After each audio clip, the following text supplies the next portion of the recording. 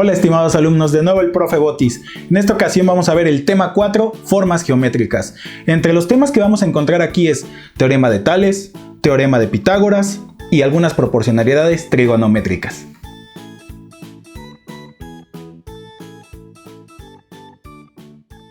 Vamos a continuar en la página 143 de nuestra guía inteligente, el tema 4 de matemáticas, formas geométricas. ¿Cuáles van a ser los aprendizajes esperados al término de la lección? Conoce los tipos de ángulos formados por dos rectas, encuentra el valor desconocido de un ángulo en arreglos de rectas, identifica los tipos de figuras planas, haz identificar los criterios de semejanza de triángulos, resuelve ejercicios con teorema de Pitágoras y de Tales de Mileto, reconoce las formas y razones trigonométricas de un triángulo o rectángulo, calcula perímetros, áreas y volúmenes. El primer subtema es rectas y ángulos. Te pide encontrar el valor de X en este problema, en esta pregunta detonante. Pero antes de poder resolverlo hay que recordar algunas cuantas cosas. Los tipos de rectas. Una recta es la distancia que une a dos puntos. Nada más.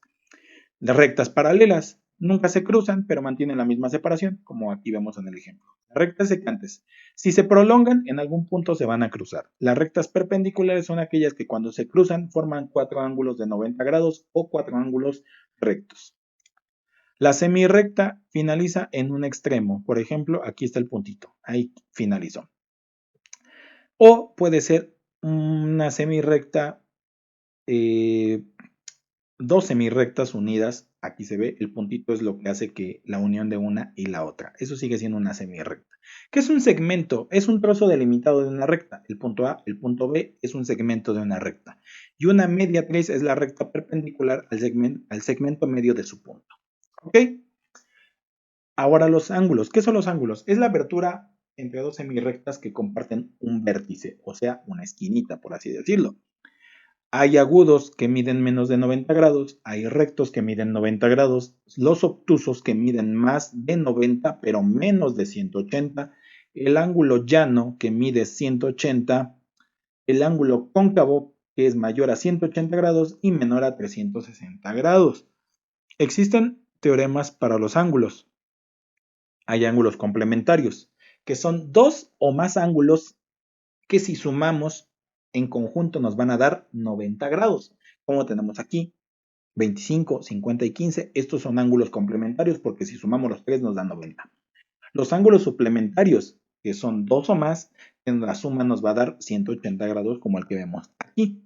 Complementarios y suplementarios. Ok, vamos a ver lo que son los ángulos internos o interiores. Ok. ¿Cómo vamos a poder identificar esto? Esto es como un espejito. Este ángulo D mide 64. ¿Quién está enfrente de él? Este de aquí, por lo tanto, este también mide 64. Este mide 116, por lo tanto, el que está aquí enfrente también debe de medir 166. Y lo mismo pasa para estos. Así encontramos los valores, ¿ok?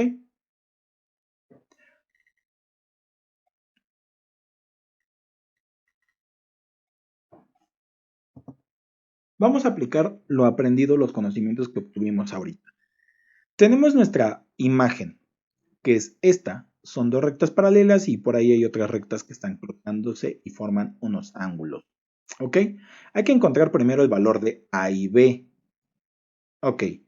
Nosotros sabemos que todo esto forma un ángulo de 180 grados. ¿Por qué? Porque esta recta mide 180 grados. Una línea recta, recuerden, siempre tiene 180 grados. ¿Vale? Este pedacito mide 70. ¿Cuánto valdría A? Efectivamente, 110. Lo mismo vamos a hacer para B. Todo esto mide 180 grados. Si este pedacito mide 30, ¿cuánto mide B? 150. ¿Ok? Ya encontramos primero esos. Los colocamos los valores. Ahora hay que saber cuánto mide C, D y E y F. ¿Cómo lo vamos a hacer? Fácil. Igual. Como les expliqué hace rato. 70. ¿Quién está enfrente? Este. Por lo tanto, ese mide 70. Y aquí está, D mide 70. ¿Quién está enfrente de 110? C.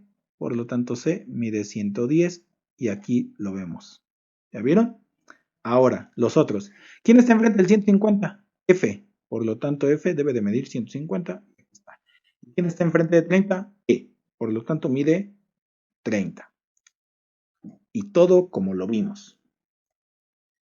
Ahora hay que encontrar G, X y H. Ok. Es muy importante que recuerden algo. La suma de los ángulos internos de un triángulo siempre debe de dar 180. Este es el ángulo interno de un triángulo, este es el ángulo interno de un triángulo, me falta este. 70 y 30, 100. ¿Cuánto me falta para saber que me debe de dar 180? 80. Aquí está. X vale 80. Por lo tanto, ya encontramos el valor de X. Y así de fácil respondimos la pregunta que nos estaba pidiendo. ¿Cómo encontramos los otros? Ok, fácil. Me pueden preguntar de dónde salió el 30 y dónde salió el 70.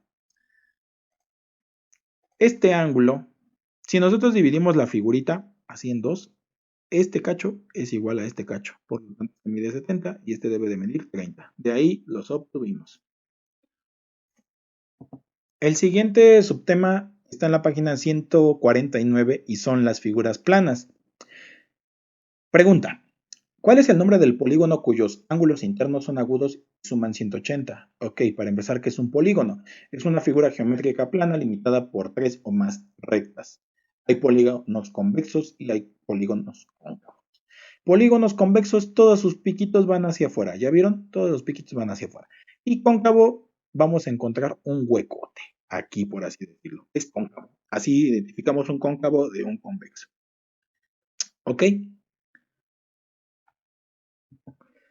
Las figuras planas vamos a encontrar principalmente pues, algunas, ¿no? Triángulos. Va a haber equiláteros, que sus tres lados tienen la misma longitud.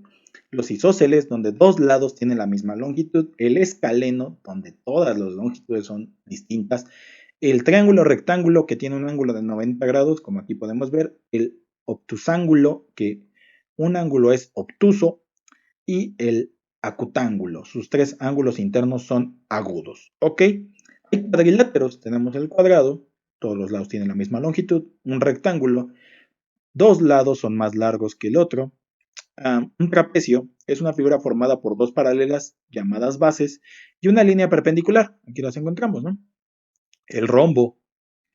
También podemos encontrar los polígonos regulares. Todos los polígonos regulares son aquellos que conocemos como pentágono, hexágono, heptágono, octágono, nonágono, que son 9 lados, decágono, undecágono, dodecágono, 12 lados. Y así va a ir nombrándose de acuerdo a la cantidad de ángulos que tenemos. Pero también vamos a encontrar la circunferencia. ¿Qué es la circunferencia? Es el circulito. Son todos los puntos que están equidistantes del centro. ¿Qué es equidistante? Que todos los puntos se encuentran a la misma distancia del centro. Eso es lo que quiere decir. Eso es una circunferencia, ¿ok? Y es una figura plana. Dentro del círculo podemos trazar varias rectas importantes. Entre ellas, la tangente. ¿Qué es una recta tangente? Es una recta que va a pasar y va a tocar al círculo y se sigue. A diferencia de la secante que atraviesa el círculo. ¿Ya vieron? Es la recta naranja. ¿Qué es una cuerda? Es un segmento de un punto a otro. No se sale nunca del círculo. Esa es la diferencia entre cuerda y secante. Sí lo atraviesa, pero no se salen. ¿Ok?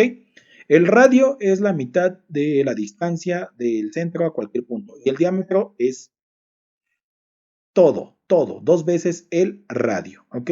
Eso lo vemos desde la primaria. Recuerden, ¿qué es el arco? Es una posición de los puntos de la circunferencia de la figura AB. Por ejemplo, yo tengo un punto A, tengo un punto B y ese pedacito es un arco de la circunferencia. Las más importantes aquí que nosotros ubiquemos es radio y diámetro, ¿ok? No nos olvidemos de eso.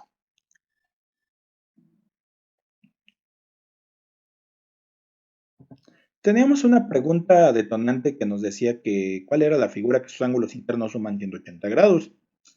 Si simplificamos todo esto, recuerden que un triángulo, sus ángulos siempre deben de sumar 180 grados. Además, si sus ángulos son agudos, es un triángulo ocutángulo. ¿Ok? Recuerden, un triángulo siempre la suma de sus ángulos internos es 180 grados. Eso nunca lo deben de olvidar, así como el valor de pi para la circunferencia. El siguiente subtema lo encontramos en la página 152 y es la semejanza de triángulos. Dice, una pregunta. Del siguiente triángulo, ¿cuál será la medida del lado faltante? Aquí tenemos que aplicar teorema de Tales de Mileto. ¿Por qué yo sé que tengo que aplicar teorema de Tales de Mileto? Porque son triángulos semejantes. Son dos triángulos que tienen la misma medida de ángulos, pero uno es más pequeño que otro.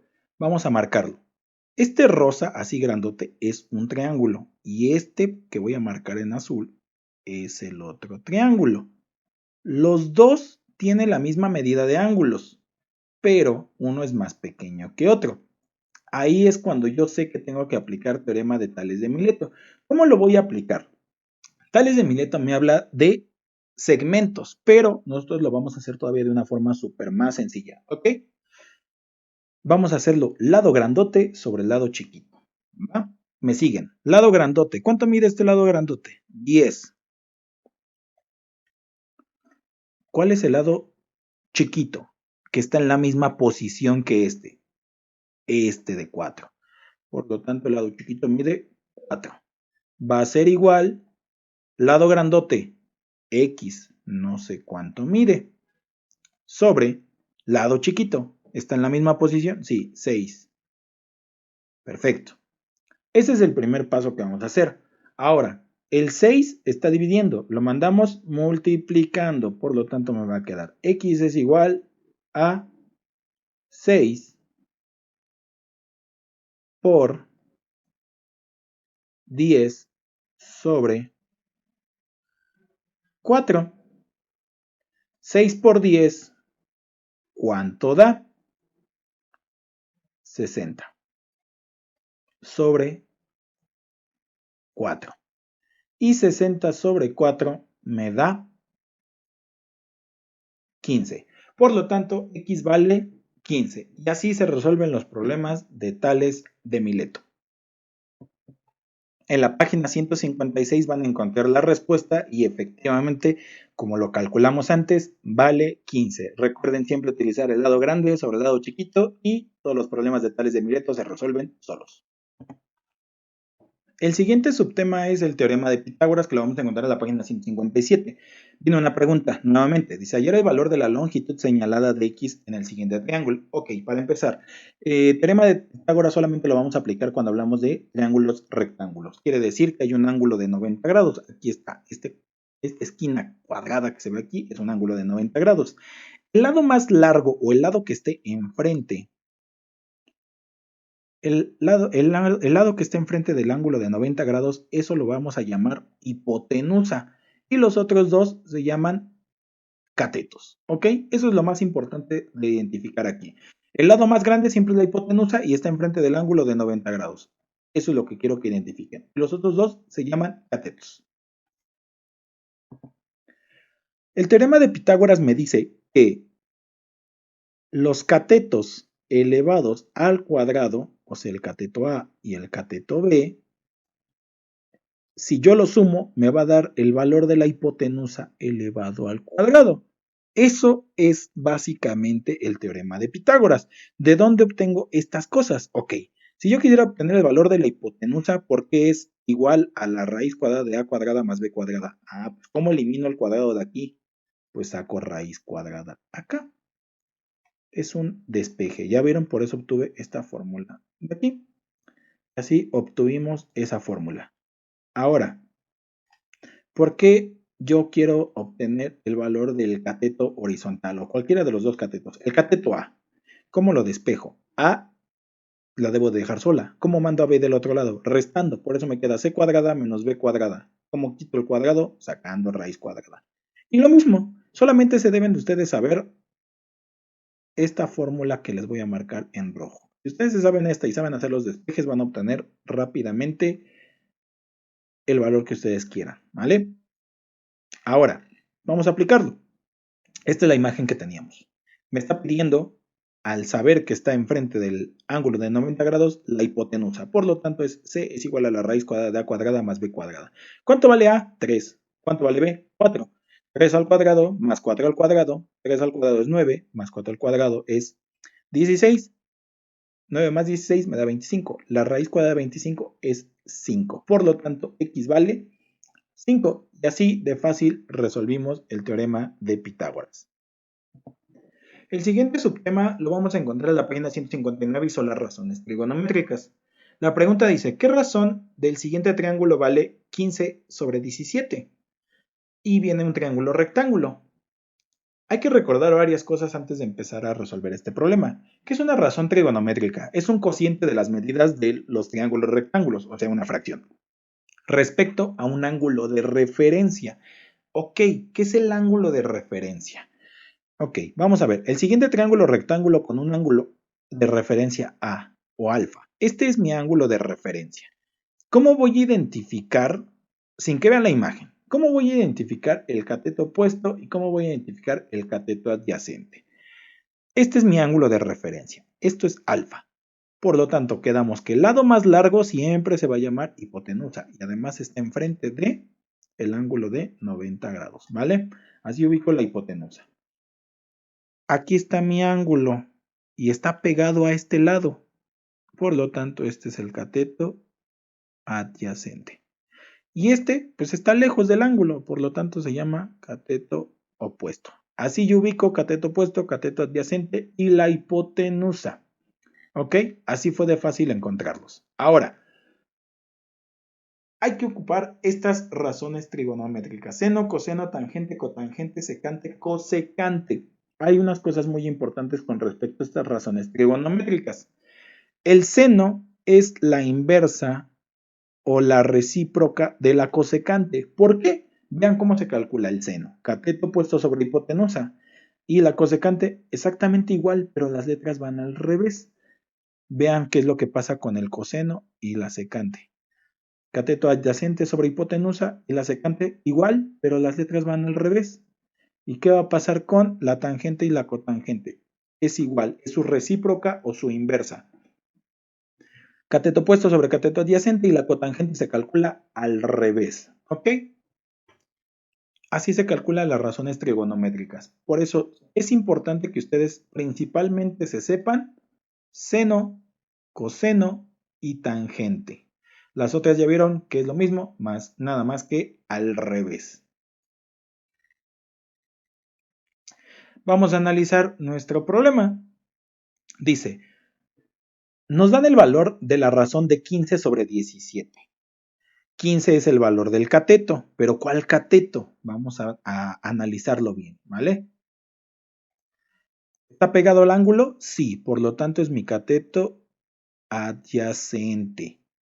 Y 17 nos da el valor de la hipotenusa. ¿Qué razón trigonométrica nos da cateto adyacente sobre hipotenusa? Coseno. Por lo tanto, la respuesta es la razón trigonométrica de 15 sobre 17 es coseno. Y así de fácil resolvimos nuestra pregunta detonante. Siguiente subtema lo vamos a encontrar en la página 161, que es el cálculo de perímetros. ¿Cómo voy a calcular los perímetros? Primero hay que identificar qué es un perímetro. Recuerda que el perímetro es la suma de todos los lados de una figura geométrica. ¿Ok? Hay que leer el problema. Dice, para evitar que las gradas ingresen a la cancha de fútbol, se mandó poner una red alrededor que mide 90 metros de largo y 60 metros de ancho. Es lo que mide el campo de fútbol. ¿Cuántos metros de red se colocaron? Ok, hay que recordar que por definición el perímetro es el borde, el área, lo negro que vemos aquí, que delimita la figura plana. ¿Cómo vamos a calcular el perímetro? La suma de todos los lados. Por lo tanto, en un cuadrado, todos los lados mide lo mismo. Entonces, si yo multiplico lo que mide un lado por 4, me va a dar el perímetro. Otro ejemplo, el rectángulo. Sumo L dos veces L más 2 veces A, porque miden 2. L mide distinto de A. Para el triángulo hay que sumar los lados A, B y C. Para el trapecio tengo que sumar todos sus lados. Pero para el círculo, ¿cómo calculo el perímetro? Sabemos cómo se calcula el área, pi por radio al cuadrado, pero ¿cómo calculo el perímetro de un círculo? Vas a multiplicar 2 por pi por r. Así se calcula el perímetro de un círculo. ¿Ok? Fácil. Ahora, vamos a aplicar lo que vimos.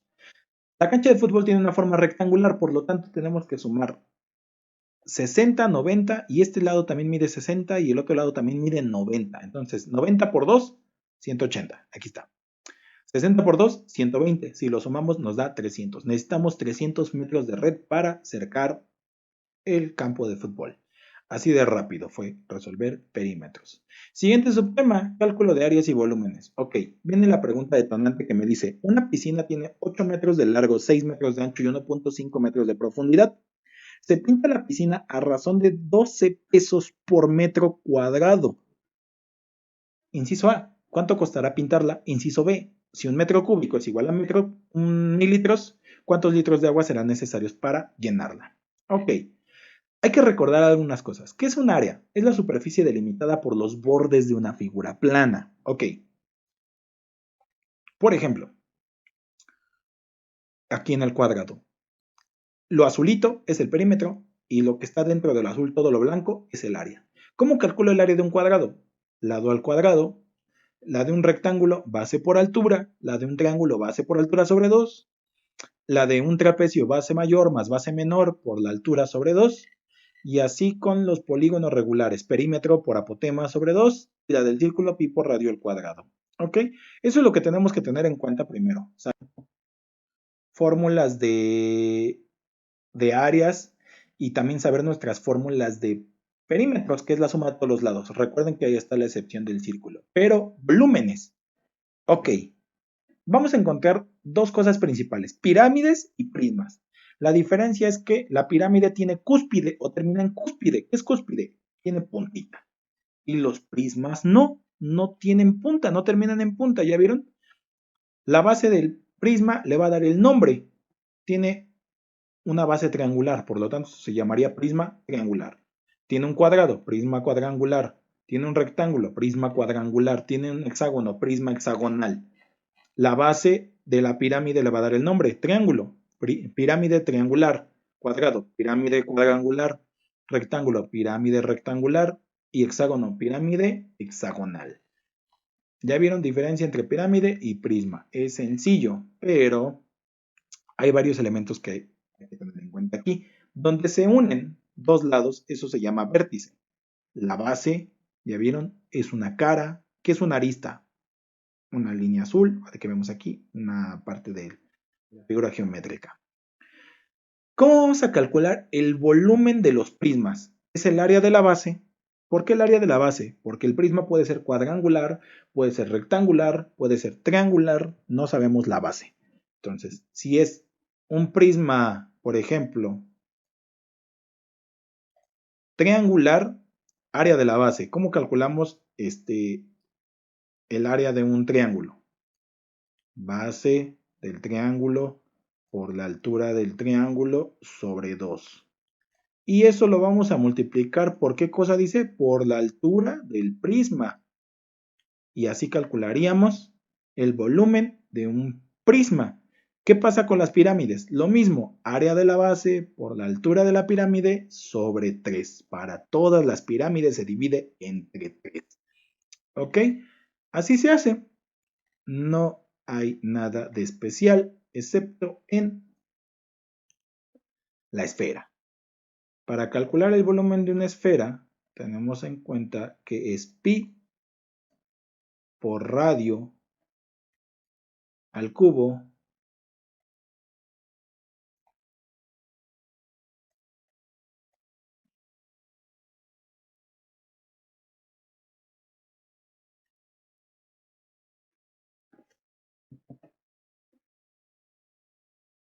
perdonen, una equivocación. Volumen de una esfera. 4 por pi por radio al cubo sobre 3. Así se calcula el volumen de cualquier esfera. ¿Ok?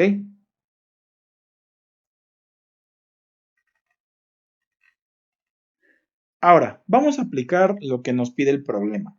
Para estimar el precio que va a costar pintar la piscina, primero debemos de contabilizar todas las caras, ¿no?